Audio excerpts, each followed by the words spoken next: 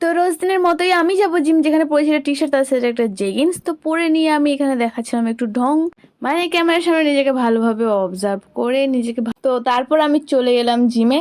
প্রথমে করে নিচ্ছি ভালো করে ওয়ার্ম আপ, কারণ আজকে ছিল লেগ ডে, তাই ভালোভাবে ওয়ার্ম আপ করাটা জরুরি। লেগ ডেতে শুধু পায়ের না, ব্যাকেরও ওয়ার্ম আপ করে নেওয়াটা উচিত, আর হাতের তো অবশ্যই। এখানে আমি খাচ্ছিলাম একটা এনার্জি ড্রিঙ্ক, মানে আমি প্রি খাচ্ছিলাম। তো যাই হোক, ওটা খেয়ে দিয়ে আমি এখানে প্রথমে যে ওয়ার্কআউটটা করছি লেগের, এটাকে বলে বারবেল স্কট, যেখানে কত কেজি আছে তোমরা গেস করে বলো। ইয়ার মারার আগে একটা হেভি স্কট মারা উচিত। তো এখানে আমার প্রথম প্লেটটা বলে দিচ্ছি, লাগানো আছে 15। দেন আমি আমার এখানে পিয়ার ট্রাই করছি, যেটা আনফর্চুনেটলি গেল না। তো যাই হোক, নেক্সট টাইম যাবে পাক্কা, আমি শিওর। তো যাই হোক, তারপর যে লেগের ওয়ার্কআউটটা করছি সেটাকে বলে লেগ প্রেস, যেটা 3টে সেট করেছিলাম, কিছুটা দেখিয়েছি। তো ওটা কমপ্লিট করে আমি তারপর যে ওয়ার্কআউটটা করছি ওটাকে বলে বুলগেরিয়ান স্পিড স্কট। তো তো এটারও 3টে সেট করেছিলাম, বাট কিছুটা তোমাদেরকে দেখিয়েছি।